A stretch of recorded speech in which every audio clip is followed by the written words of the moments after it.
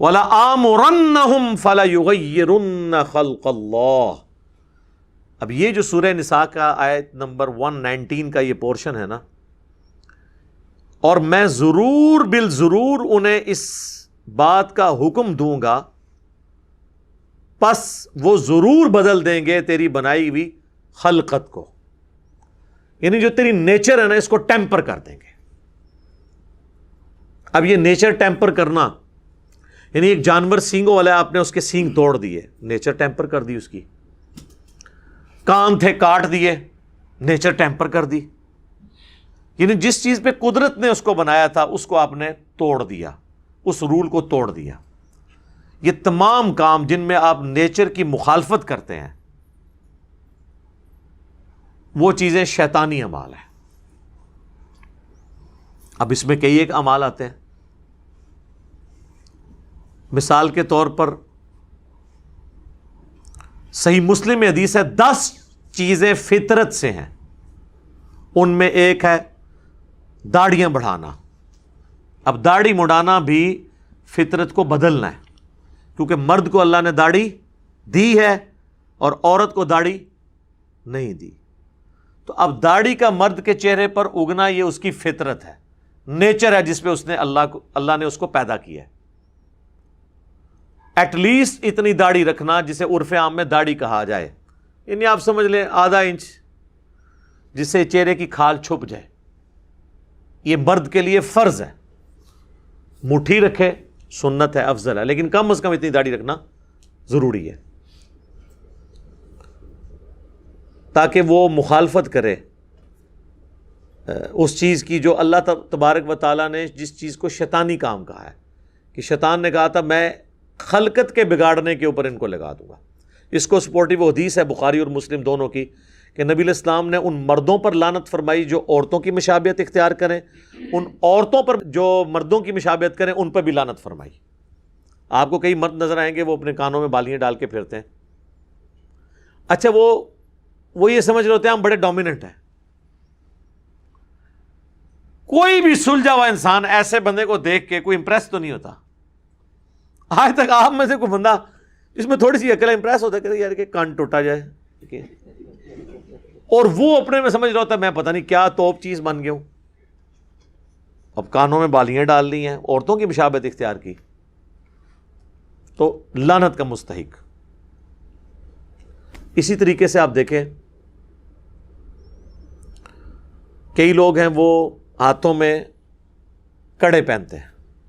اب ہاتھ میں کڑا پہننا اور زیورت کی ایک قسم کی ایک ریزمبلنس اختیار کرنا، ہم تو یقین کر ہم نے تو وہ کبھی چین والی گھڑی نہیں پہنی اسی ڈر سے کہ یار میں اس میں فتویٰ نہیں لگاتا کیونکہ اس میں تو گھڑی آ جاتی ہے، لیکن بہرحال پھر بھی شروع میں تو احمد بریلوی صاحب تو وہ کہتے تھے یہ عورتوں کی مشابہت ہے، چین والی گھڑی وہ نہیں پہنتے تھے، اس کو مشابہت سمجھتے ہوئے کہ زیور کے قریب ہے، میٹل تو ہے نا، لیکن گھڑی کی وجہ سے اس کے اوپر سے وہ حکم اتر جاتا ہے. ظاہر ہے وہ چوڑی یا اس میں آپ کا کڑا اس میں تو نہیں، اس کیٹیگری میں فال نہیں کرتا.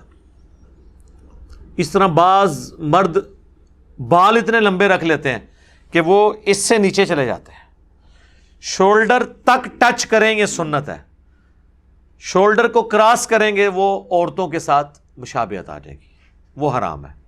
اور عورت شولڈر کے نیچے رکھے گی، اس سے جیسے ہی اوپر کرے گی یا ٹچ کروانے تک اس حد تک رکھے گی وہ مردوں کی مشابہت ہو جائے گی. تو یہ والی اسی طریقے سے کپڑے پہننے میں بھی ہے. جس طرح آج کل نعت خوانوں نے ایسے عجیب کپڑے پہنے ہوتے ہیں کہ یعنی جب تک آپ اس کی شکل نہ آپ کسی کے سامنے کریں، نچلا دھاڑا آپ دکھائیں تو وہ پتہ نہیں چلتا یہ مرد ہے یا عورت ہے جس نے یہ کپڑے پہنے ہوئے.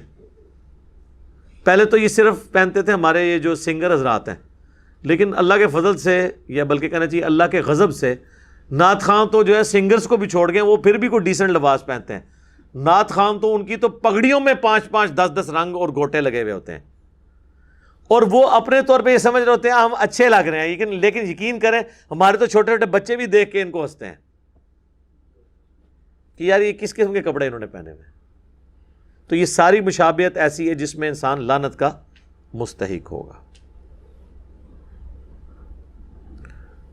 اچھا اس میں ایک اور پہلو بھی ہے کہ اس طرح کے معاملات سے بچتے ہوئے بالکل انسان یہ نہیں ہے کہ پرانگدہ حالت میں رہنا شروع کرتے ہیں. وہ بھی سنن نبی داؤد میں حدیث ہے، نبی الاسلام نے ایک شخص کو دیکھا، اس کے کپڑے میلے تھے، تو آپ نے فرمایا اس کو کوئی ایسی چیز نہیں ملی کہ کپڑے دھو کے پہنتا. ایک شخص آیا، سنن نبی داؤد میں مسند احمد میں حدیث ہے، اس کے بال بکھرے ہوئے تھے. آپ نے فرمایا تجھے کوئی کنگھی نہیں ملی تو اپنے بال سنوار لیتا. اس چیز کو ناپسند کیا. اسی طریقے سے سنن نبی داؤد مسند احمد میں ایک حدیث ہے، یہ ساری حدیثیں آپ کو مشکات میں کتاب اللباس چیپٹر میں مل جائیں گی. نبی الاسلام نے ایک بندے کو پرانگدہ حالت میں دیکھا. آپ نے فرمایا کہ تو کیا کرتا ہے؟ وہ کہتا ہے میری اتنی بھیڑ بکری ہیں. وہ بڑا امیر لینڈ لارڈ بندہ تھا، اس کے جانور ہی اتنے زیادہ تھے. تو آپ فرمایا تیرے کپڑے کی حالت ہے، مطلب اللہ تعالیٰ پسند فرماتا ہے کہ جب کسی کو دے تو اس کی نعمتوں کا اثر اس پہ دکھائی دے، لیکن اس میں فضول خرچی نہیں ہوگی، یہ ایسی حرکتیں نہیں ہوگی کہ جس کی وجہ سے کسی غریب کا دل دکھنا شروع ہو جائے. لوگ بعض اوقات پیسے کا شو آف کرتے ہیں، وہ بھی بالکل حرام ہے، یہ ذہن میں رکھیے گا. یہ دونوں ایکسٹریمز ہیں، اور نہ اس کی بنیاد پہ کوئی شخص کسی کو سادگی سے روک سکتا ہے. جامعہ ترمذی میں حدیث ہے، جس نے دنیا میں سادہ لباس اختیار کیا اور مہنگا لباس چھوڑ دیا تو قیامت والے دن اللہ تعالیٰ پبلکلی اسے جنت کا حلہ پہنائے گا کہ اس نے میری خاطر دنیا میں سادگی اختیار کی. یہ سادگی ہے، اس کا یہ مطلب نہیں کہ گندے کپڑے پہن لینے ہیں. یا وہ الیاس قادری صاحب اپنی ویڈیو میں بتا رہے تھے، فضان سنت میں انہوں نے لکھا بھی ہوا ہے پرانے والی میں، وہ کہتے ہیں میں تو اپنے نئے سوٹ کے اوپر پیوند لگا لیتا ہوں تاکہ سنت پوری ہو جائے. یہ تو بدعت ہے. سنت تو یہ ہے کہ کپڑا پھٹے تو اس پہ پیوند لگایا جائے. نئے کپڑے کے اوپر پیوند لگانا اگر سنت ہوتی تو حضور علیہ السلام خود لگاتے. تو کہتے ہیں سنت پہ، یعنی زبردستی کی سنتیں بنا کے ان پہ عمل کرنا، یہ بھی ایکسٹریم ہے. دوسری طرف یہ بھی سنن نبی داؤد میں حدیث ہے، جس نے دنیا میں شہرت کا لباس پہنا قیامت والے دن اللہ اسے ذلت کا لباس پہنائے گا. اب شہرت کا لباس کون سا ہے؟ جس میں تکبر ہو، لوگوں کو نیچا دکھانا مقصود ہو. اب یہ دیکھ لیں ہمارے کئی پولیٹیشنز ہیں، میل فیمیل، آپ دیکھیں 40-40 لاکھ کے پرس انہوں نے اٹھائے ہوئے ہیں، 20-20 لاکھ کی گھڑیاں پہنی ہوئی ہیں، اور پھر باقاعدہ جب اپنے انٹرویو کرتے ہیں تو صحافیوں سے لکھواتے ہیں کہ لکھو یہ فلاں برانڈ کا ہے، یہ وہ. یہ تو حرام ہے، چاہے حلال کی کمائی کا بھی ہے نا، اس طرح کی نمائش کرنا حرام ہے. صحیح مسلم میں حدیث ہے، جس کے دل میں رائی کے دانے کے برابر بھی تکبر ہوا وہ جنت میں نہیں جائے گا. تو صحابہ ڈر گئے، ان کا یا رسول اللہ بعض اوقات انسان کی خواہش ہوتی ہے اس کے کپڑے جوتے لباس اچھا ہو، تو کیا یہ تکبر میں آئے گا؟ آپ نے فرمایا یہ تکبر نہیں ہے. اللہ بھی خوبصورت ہے اور خوبصورتی کو پسند فرماتا ہے. تکبر یہ نہیں کہ تم اچھا لباس پہنو یا اچھے دکھو، بلکہ تکبر یہ ہے کہ تم حق بات سے روگردانی کرو، عناد کرو اور دوسروں کو حقیر جانو. یعنی کس شخص کو پتہ چل گیا کہ قرآن میں یہ لکھا ہے اور اب اس کو نہیں مان رہا، چاہے وہ یہ کہہ رہا ہے کہ جی میرے بزرگ یہ کہتے تھے میں یہ کیوں مانوں، اس کا مطلب ان کو مجھ سے بہتر آتا ہوگا. یہ تکبر ہے. ایک بندے کو پتہ چل گیا بخاری مسلم میں نماز کا طریقہ یہ لکھا ہے، اب وہ اتنی اکڑ میں آیا کہ وہ بجائے اس سنت پہ عمل کرنے کے معاشرے کے ڈر سے سنت کو چھوڑ رہا ہے، تو اس کے اندر تکبر ہے، کیونکہ وہ اللہ کے سامنے اکڑ رہا ہے. عاجزی اللہ کے سامنے کرنی تھی، وہ کی ہوئی ہے عوام کے سامنے، کہ عوام کے ڈر سے نماز نہیں پڑھا رفع الیدین کے ساتھ. عوام کے سامنے تو کوئی آپ نے عاجزی نہیں کرنی ہوتی، عاجزی تو اللہ کے لیے. عوام کے لیے صرف یہ کہ عوام کے سامنے آپ نے کوئی ایسی حرکت نہیں کرنی کہ ان کو آپ ذلیل کریں. آپ نے اچھا لباس پہننا ہے پہنے، لیکن اس کی بنیاد پہ کسی کی غربت کا مذاق نہ اڑائیں. جو ہے نا کہ دوسروں کو حقیر جاننا. اور دیکھیں اللہ نے کیسا غرور توڑا ہے ہمارا. نماز میں صحیح بخاری میں حدیث ہے، نبی علیہ السلام یعنی صفوں کو سیدھا کرواتے تھے تو پاؤں سے پاؤں کو ملا دیتے تھے فزیکلی. یلزقو کے الفاظ ہیں، فزیکلی ملاتے تھے. اور اس چیز کا آپ کو ادھر تو اتنا احساس شاید نہ ہو، آپ کبھی حج اور عمرے کے لیے جائیں اور کوئی آپ کے ساتھ حبشی پاؤں ملا کے کھڑا ہو جائے نا، تو آپ جب رکوع میں جائیں گے تو آپ کو بڑا عجیب فیل ہو رہا ہوگا. ظاہر ہے جو ایک بالکل کالا سیاہ پاؤں بندے کو بعض اوقات دل میں تھوڑا سا فیل ہوتی ہے چیز. تو اللہ نے یہ غرور توڑا ہے کہ امیر ہو غریب ہو، گورا ہو کالا ہو، وہ اپنے جسم کے ساتھ جسم، پاؤں کے ساتھ پاؤں ملائیں گے تاکہ ان کی یہ بیچ میں تکبر ٹوٹ جائے کہ اللہ کے سامنے اس بنیاد کے اوپر کوئی فرق نہیں ہے. وہ مسند احمد میں حدیث ہے، تم سب آدم کی اولاد ہو، آدم کو اللہ نے مٹی سے پیدا کیا تھا، کسی سرخ کو سیاہ پر، کسی سیاہ کو سرخ کے اوپر، کسی گورے کو کالے پر، کسی کالے کو گورے پر، کوئی فوقیت نہیں مگر تقوی کی بنیاد پہ، جو سورۃ الحجرات میں ہے، ان اکرمکم عند اللہ اتقاکم، بے شک اللہ کے نزدیک عزت والا وہ ہے جو تم میں تقوی والا ہے۔ تو اللہ تعالیٰ کو اس سے پرواہ نہیں، اس کو ہونی بھی نہیں چاہیے، اس نے تو خود سورہ حجرات کی اس آیت کا آغاز اس سے ہوتا ہے نا کہ اللہ تعالیٰ نے تمہیں قبیلوں میں اور خاندانوں میں بانٹ دیا لتعارفوا، تاکہ تمہاری پہچان ہو۔ ان اکرمکم عند اللہ اتقاکم، تقوی کا معیار یہ نہیں ہے کہ کوئی کس خاندان میں پیدا ہوا ہے، بے شک اللہ کے نزدیک عزت والا وہ ہے جو تقوی والا ہے۔ اللہ کے حضور یہ نہیں ہے کہ کسی کا رنگ کیا ہے۔ تو عاجزی اور اسی طریقے سے نمائش، ان کے درمیان بیلنس آپ نے رکھنا ہے۔ باقی شہرت کے لباس سے جس حد تک بچ سکتے ہیں وہ بچیں۔ اس میں ایک اور حدیث ہے جس کو اکثر لوگ پوچھتے ہیں، جس سنن ابی داؤد میں ایک حدیث ہے، جس نے جس قوم کی مشابہت کی وہ قیامت والے دن انہی میں شمار ہوگا۔ اور یہ حدیث بیان کر کے فوراً وہ کہتے ہیں جو پینٹ شرٹ پہنے گا وہ گوروں کے ساتھ اٹھایا جائے گا، وہ یہ اس کی تشریح کر رہے ہوتے ہیں۔ اچھا، وہ ان سے یہ پوچھے کہ مولانا یہ اپنی جیب میں جو سمارٹ فون ہے ذرا یہ نکالیں، یہ کون سے غوث کتب ابدال نے بنایا ہوا ہے، یہ اس میں آپ کی گوروں کی مشابہت نہیں ہو رہی ہے؟ جس گاڑی میں آپ بیٹھتے ہیں اس میں گوروں کی مشابہت نہیں ہو رہی؟ آپ کے گھر میں جو جتنے انسٹرومنٹس لگے ہوئے ہیں، کسی رحمۃ اللہ علیہ نے، اللہ کی توفیق کسی کو نہیں ہوئی کوئی اس طرح کی چیز بنا سکے، تو آپ کی مشابہت پینٹ شرٹ میں کیوں گھس گئی ہے؟ وہ مشابہت وہ ہے جو کسی کی مذہبی ایکٹیویٹی میں مشابہت ہو، مثلا کوئی ماتھے پہ سندور لگا لیتا ہے، سکھوں والا کڑا پہن لیتا ہے، گلے میں سلیب لٹکا لیتا ہے، ٹائی نہیں، ٹائی سلیب میں نہیں آتی، ٹائی تو ہندو بھی باندھتے ہیں، مسلمان بھی باندھتے ہیں، سکھ بھی باندھتے ہیں، عیسائی بھی باندھتے ہیں۔ اگر یہ مذہبی نشان ہوتا تو ویٹیکن سٹی کے پاپ نے بھی ٹائی لگائی ہوتی، اس نے سلیب لٹکائی ہوئی ہوتی ہے۔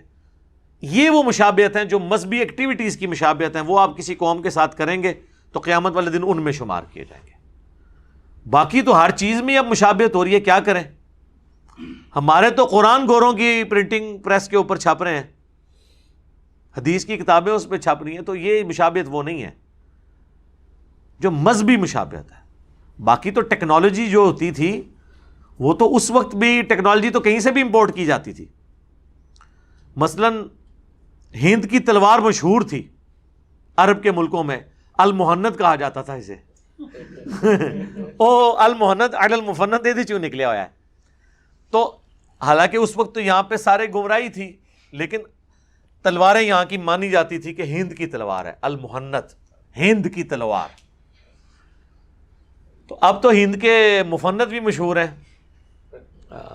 ہر طرف کے، جنہوں نے کتابیں لکھی وہ بھی خود ان کے اندر بھی مفندین موجود ہیں، اور جن کے خلاف لکھی ان میں بھی موجود ہیں۔ وہ تو کہیں سے بھی لیا جاتا تھا۔ ایون یہ رومنز اور پرشینز کے خلاف جب جنگیں ہوئی ہیں تو مسلمانوں نے لیٹسٹ اسلحہ انہی سے ہی چھینا ہے، منجنیق مسلمانوں نے تو نہیں بنائی تھی۔ اسی طریقے سے آپ کو پتہ ہی ہے جب سلطان محمد فاتح نے فتح کیا تھا قسطنطینیہ، استنبول جسے آج کل کہتے ہیں، تو وہ جو بڑی توپ تھی نا جس کے ساتھ یہ ساری ایکٹیویٹیز کی، وہ ایک کرسچن انجینئر تھا جس نے بنائی تھی، انجینئر نے بنائی سی، عالم دین کو نہیں بانٹ سکی سی، وہ مشہور بندہ تھا، اتنی پیمنٹ پہ اس بندے کو انہوں نے بلایا تھا، ہے کرسچن تھا لیکن اس نے مسلمانوں کا ساتھ دیا۔ تو ٹیکنالوجی تو آپ کسی سے بھی لے سکتے ہیں، یہ جو مشابہت منع ہے وہ ریلیجس ایکٹیویٹیز میں نہیں۔ اس طریقے سے غیر مسلموں کی آپ عبادت گاہوں میں وزٹ کے لیے تو جا سکتے ہیں، لیکن جو وہ ایکٹیویٹیز شرکیہ پرفارم کر رہے ہیں اس کا حصہ آپ نہیں بن سکتے، وہ پھر آپ اس مشابہت میں آ جائیں گے جس کے بارے میں اتنے سخت احکامات ہیں۔ باقی اس میں تو کئی ایک باتیں ہیں جو کی جا سکتی ہیں۔ یہاں پہ میں اس ٹاپک کو کنکلوڈ کرنے سے پہلے ایک حدیث بیان کر دوں جو میری فیوریٹ حدیث ہے۔ صحیح بخاری صحیح مسلم دونوں میں حدیث موجود ہے۔ ایک عورت سیدنا عبداللہ ابن مسعود کے پاس آتی ہے اور کہتی ہے کہ حضرت میں نے سنا ہے کہ آپ ایسی عورتوں پر لعنت کرتے ہیں جو ٹیٹو بنواتی ہیں، گدواتی ہیں، اور خوبصورت دکھنے کے لیے دانتوں کے درمیان گیپ بنواتی ہیں، اور چہرے کے بال اکھاڑتی ہیں پلکنگ کے ذریعے. عورت وہ بال تو اکھاڑ سکتی ہے جو مردوں کی مشابہت والے ہوں، جیسے مونچھیں، لیکن یہ بال نہیں اکھاڑ سکتی. تو ان 3 قسم کی عورتوں پہ آپ لعنت کرتے ہیں. تو عبداللہ ابن مسعود نے فرمایا میں کیوں نہ ایسی عورتوں پہ لعنت کروں جن عورتوں پہ قرآن میں اللہ نے لعنت کی ہے. ہائے ہائے ہائے. وہ عورت آگے سے کوئی انڈیا پاکستان کی کوئی عاشق رسول نہیں تھی، نہ دی جو کچھ بھی ہے تیرے محبوب کی امت سے ہیں. اس نے قرآن پڑھا ہوا تھا، اس نے کہا حضرت میں نے پورا قرآن پڑھا ہے، مجھے تو قرآن میں ایسی کوئی آیت نہیں ملی ہے جو آپ. اچھا میرا خیال ہے آج کل کی تو عورت کوئی سوال بھی نہیں کر سکتی کسی عالم دین سے. آپ بولڈنس کا لیول دیکھیں. عبداللہ ابن مسعود، بخاری مسلم میں آیا کہ 4 بندوں سے قرآن سیکھو اگر سیکھنا ہے، ان میں ایک عبداللہ ابن مسعود ہے. اور صحیح بخاری میں آتا ہے عبداللہ ابن مسعود کہتے ہیں اگر مجھے پتا ہوتا نا کہ دنیا میں کوئی مجھ سے زیادہ قرآن جانتا ہے. اچھا ان کو کسی نے نہیں کہا بڑی متکبرانہ گلاں کر رہے ہیں، یہ انہوں نے اپنی جس فیلڈ میں اپنا ٹائم لگایا تھا ان کو فخر تھا. اس کے اگینسٹ انہوں نے کسی سے چندہ بک نہیں اس کو دی کہ جا کے پیسے لے کے آ کے مجھے سب، انہوں نے بتایا کہ میں نے ایک محنت کی ہے. تو بخاری کے الفاظ ہیں اگر مجھے پتا ہو نا کہ مجھ سے زیادہ کوئی قرآن جانتا ہے، میں اپنے اونٹوں کے جگر جلا کے نا وہاں پہ پہنچوں اس سے قرآن سیکھنے کے لیے. میں نے 80 صورتیں حضور کے پیچھے سن کے یاد کی ہیں. 80 صورتیں 114 میں سے ڈائریکٹ حضور سے سن کے. آپ تو مدرسوں میں حفظ کرواتے ہیں. اس شخص کے بارے میں سوچیں جو حضور کے پیچھے نماز تہجد میں سن کے 80 صورتیں اس نے زبانی یاد کر لی ہیں. تو وہ اتنا بڑا عالم ہے اور وہ عورت کہہ رہی ہے کہ حضرت میں نے پورا قرآن پڑھا ہے، قرآن میں تو مجھے کوئی ایسی آیت نہیں ملی ہے. یعنی ریفرنس مانگ رہا ہے. یہاں آپ اکابرین سے، مفتیات سے، بزرگان دین سے ریفرنس مانگ کے دیکھیں، وہ کہتے ہیں مجھے پتہ لگ گیا کہ ڈسلیشن تو بول رہے ہیں. تو عبداللہ ابن مسعود نے فرمایا کہ کیا تم نے قرآن میں یہ نہیں پڑھا سورۃ الحشر کی آیت وما آتاکم الرسول فخذوہ وما نہاکم عنہ فانتہوا، جو رسول اللہ تمہیں دیں وہ تم لے لو اور جس سے منع فرما دیں اس سے رک جاؤ. تو رسول اللہ نے ہی لعنت فرمائی ہے ایسی عورتوں پہ جو ٹیٹو بنواتی ہیں، گدواتی ہیں جسم میں، یا دانتوں میں گیپ بنواتی ہیں. یہ اللہ کی خلقت کو تبدیل کرتی ہیں. اچھا اس میں الفاظ یہ ہیں کہ اللہ کی بنائی ہوئی خلقت کو بدلتی. اب کسی کے دانت ٹیڑھے ہیں نا وہ سیدھے کروا سکتا ہے، وہ خلقت کو بدلنا نہیں ہے، یہ ذہن میں رکھیے گا. وہ تو اس کی ڈیمیج خلقت ہے. اسی طریقے سے جن چیزوں میں حکم ہے خلقت کو بدلنے کا، وہاں پہ خلقت کو بدلنا ہی فطرت ہے. مثلا بخاری مسلم میں حدیث ہے 5 چیزیں فطرت سے ہیں: مونچھیں پست کرنا، ختنہ کروانا، بغلوں کے بال صاف کرنا یا اکھیڑنا، زیر ناف بال صاف کرنا. یہ ساری کی ساری چیزیں کیا ہیں؟ خلقت ہے. حالانکہ خلقت کو بدلا جا رہا ہے. اب جب کسی کا ختنہ ہوتا ہے تو وہ نیچرل جو پیدا ہوا ہے اس سے تو وہ ہٹا کے کر رہے ہیں. اور ناخن کاٹنا، 5 چیزیں: مونچھیں، بغلوں کے بال، زیر ناف 3، چوتھی چیز ختنہ، اور 5ویں چیز ناخن کاٹنا. اب ناخن تو خلقت میں اگ رہے ہیں لیکن اس کو کاٹنا جو ہے فطرت ہے. یہ اللہ نے کاٹنے کو فطرت بنا دی ہے. اور وہ صحیح مسلم میں حدیث ہے، انس ابن مالک کہتے ہیں نبی علیہ السلام نے ہمیں حکم دیا کہ ہم 40 دن کے اندر ایک دفعہ ضرور اپنے ناخن کاٹیں گے اور زیر ناف بال اور بغلوں کے بال صاف کریں گے، کم از کم 40 دن، اس سے لمبا گیپ نہ آئے. تو وہ عبداللہ ابن مسعود کہتے ہیں کہ نبی علیہ السلام نے خلقت بدلنے والی عورتیں جو 3 طریقے سے خلقت بدلتی ہیں، ٹیٹو بنوا کے، دانتوں میں گیپ بنوا کے، یا چہرے کے بال اکھاڑ کے، یا پلکنگ کر کے، یا آئی بروز بنا کے، آپ یہ آج کے ماڈرن دور میں. تو جب رسول اللہ نے لعنت فرمائی تو گویا اللہ ہی نے فرمائی، کیونکہ اللہ نے حکم دیا جو رسول اللہ دیں وہ لے لو، جس سے منع کریں رک جاؤ. تو اس حدیث سے یہ بھی پتہ چلا کہ صحابہ کرام آیات کو جنرلائز بھی کر لیتے تھے. حالانکہ یہ آیت مبارکہ مال غنیمت کے بارے میں ہے کہ جو مال غنیمت میں حضور دیں لے لو، جس سے روک دیں رک جاؤ. یعنی تمہیں دینے سے روک دیا, کسی اور کو دے دیا, تو تم اب گلہ نہ کرو کہ میں تو سینئر مسلمان ہوں. حضور تو سینئرز کو دیتے ہی کام تھے, ٹھیک ہے.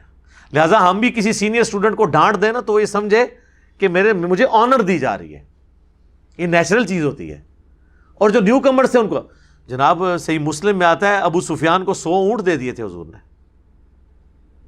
غزوہ حنین کے موقع پر. 100 اونٹ آج کی بھی آپ کیلکولیشن کریں 2.5-3 کروڑ روپے بنتا ہے. تو انصاری صحابہ نے کہا ابھی تو ہماری تلواروں سے قریش مکہ کا خون ٹپک رہا ہے, اور اس شخص پہ اپنے قبیلے کی محبت غالب آ گئی ہے. اب یہ کلمات کفر تھے رسول اللہ کے بارے میں بولنا. جب آپ نے پیغمبر مانا ہے تو پھر کوئی گلہ شکوہ نہیں. اب حضور کو اللہ تعالیٰ نے وحی کے ذریعے بتا دیا کہ آپ کے چند ساتھیوں نے آپ کے بارے میں یہ گستاخانہ الفاظ استعمال کیے ہیں. اچھا وسوسے کی حد تک تو ٹھیک تھے, زبان پہ نہیں لانے چاہیے تھے, جا کے حضور سے پوچھ لیتے کہ پوری زندگی قربانی ہم دیتے رہے, اور جن لوگوں کا خون ہماری تلواروں سے ابھی بھی ٹپک رہا ہے انہوں نے عین موقع پہ اسلام قبول کر لیا ہے, اور جب مال غنیمت ہے تو انہی کو دے دیا ہے. حالانکہ حضور نے تالیف قلب کے لیے دیا تھا تاکہ ان کو اسلام میں پکا کریں. تو نبی علیہ السلام نے بلا کے کہا تم نے یوں بات کی ہے. انہوں نے کہا یا رسول اللہ کی ہے. تو آپ نے فرمایا کیا تم اس پہ راضی نہیں ہو, یہ دنیا کا مال لے جائیں اور تم اللہ کے نبی کو لے جاؤ. پھر آپ فرمایا میرا جینا مرنا انصار کے ساتھ ہے. پوری دنیا ایک گھاٹی میں چلے اور انصار دوسری گھاٹی میں انصار کے ساتھ چلوں گا. تو انہوں نے کہا اللہ کے رسول ہم آپ پہ راضی ہیں, ہمیں آپ چاہیے. پھر انہوں نے کہا یا رسول اللہ آپ ہمیں معاف کر دیں, ہمارا عذر قبول کر لیں, ہم نے آپ کے بارے میں اس طرح کا جملہ بول دیا. آپ فرمایا اللہ اور اس کا رسول تمہارا عذر قبول کرتے ہیں. یہ ہوتے 295C لگوا دیتے. یہ کہتے ہیں کہ جب ایک دفعہ گستاخی ہو جائے نا تو اسے قتل ضرور کیا جائے گا, اس کی توبہ وہ قتل ہی ہوگی. ان کے تحت وہ سارے صحابہ انصار مدینہ قتل ہونے چاہیے تھے جنہوں نے یہ بات کر دی تھی, کیونکہ عذر. پھر وہ اگلا معنی کریں گے نہیں حضور خود تو معاف کر سکتے تھے, ہم نہیں معاف کریں گے. بلکہ اگلے دن ایک مولوی کا میں سن رہا, وہ تو کہہ رہا تھا ہاں اللہ کے حضور معافی ہو جائے گی لیکن ہم نہیں معاف کریں گے. واہ واہ تہاڈا ایڈا سٹیٹس ہے, گلاں سنو انہاں دیاں. آگے وہ عورت کہنے لگی عبداللہ ابن مسعود کو, اب ساری باتیں ختم ہو گئی. اس نے کہا جی ہم نے تو سنا آپ کی بیوی بھی یہ تینوں کام کرتی ہے. یعنی کوئی کلپ چڑھا ہوگا ان کی بیوی کے بارے میں اس زمانے میں. یہاں پہ بھی لوگ ایک دوسرے کے خلاف کلپ چڑھا دیتے ہیں. تو عبداللہ ابن مسعود نے کہا اندر جاؤ میری بیوی کو دیکھ لو. وہ اندر گئی, شرمندہ ہو کے باہر نکلی. ان کا کہ آپ کی بیوی میں ایسی کوئی چیز نہیں ہے, نہ وہ ٹیٹو بنواتی ہے, نہ یہ, اور نہ پلکنگ. تو آپ نے فرمایا کہ سن لے اگر وہ یہ کام کرتی ہوتی پھر ابن مسعود کی بیوی نہ ہوتی, کہ اللہ کے نبی کی نافرمان ہو اور وہ میری بیوی ہو, یہ ہو ہی نہیں سکتا. ٹھیک ہے. اچھا اس حدیث میں کتنے لیسنز ہیں یار. اس حدیث پہ 1 گھنٹہ گفتگو ہو سکتی ہے. کیا کچھ نہیں مل رہا ہے اس حدیث سے کہ صحابہ کرام احادیث کو جنرلائز کر کے, آیات کو جنرلائز کر کے گاڈ اورینٹڈ ہوتے تھے, اس میں سے وہ رزلٹ نکالتے تھے. اللہ تعالیٰ سے دعا ہے جو حق بات میں نے کہی اللہ تعالیٰ ہمارے دلوں میں راسخ فرمائے. اگر جس بات میں میرے منہ سے کوئی غلط بات نکل گئی تو اللہ تعالیٰ ہمارے دلوں سے دھو ڈالے, ہمیں معاف بھی فرما دے, ہمیں کتاب و سنت کی تعلیمات پر عمل کر کے دوسرے بھائیوں تک پہنچانے کی توفیق عطا فرمائے. سبحانک اللہم و بحمدک اشہد ان لا الہ الا انت استغفرک و اتوب الیک وما علینا الا البلاغ المبین. آمین.